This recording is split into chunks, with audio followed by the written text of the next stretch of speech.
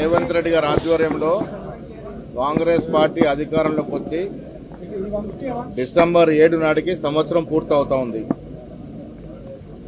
ప్రజల ఆకాంక్షలు, ప్రజల కోరిక మేరకు అధికారంలోకి వచ్చినటువంటి కాంగ్రెస్ పార్టీ వారి ఆశయాలకు అనుగుణంగానే గత 11 మాసాలు పరిపాలనలో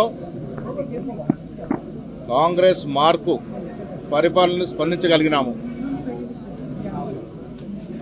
10 ఏళ్ల కాలంలో కేసీఆర్ గారు నీళ్లు, నియామకాలు, నిధుల మీద చేసిన మోసాన్ని గ్రహించి ప్రజలు కాంగ్రెస్ పార్టీకి అధికారం కట్టబెట్టినారు. వారి ఆశలకు అనుగుణంగానే గత ప్రభుత్వం 10 ఏళ్లలో 50,000 ఉద్యోగాలు ఇస్తే కాంగ్రెస్ ప్రభుత్వం అధికారంలోకి వచ్చిన 9 మాసాల్లోనే 50,000 ఉద్యోగాలు ఇవ్వగలిగింది. ఇంకా 8,000 ఉద్యోగాలు ఇవ్వడానికి సిద్ధంగా ఉన్నాం.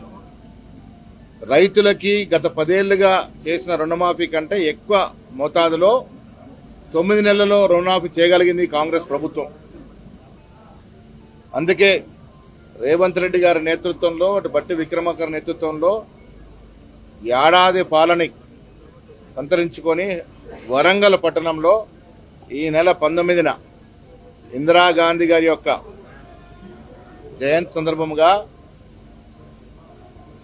మహిళలతో ఒక పెద్ద బహిరంగ సభ ఏర్పాటు చేసి గత సంవత్సరం కాలంలో కాంగ్రెస్ హయాంలో మహిళలకు జరిగినటువంటి సంక్షేమ అభివృద్ధి కార్యక్రమాలు వివరించే కార్యక్రమం వరంగల్లో తలపెట్టినాం.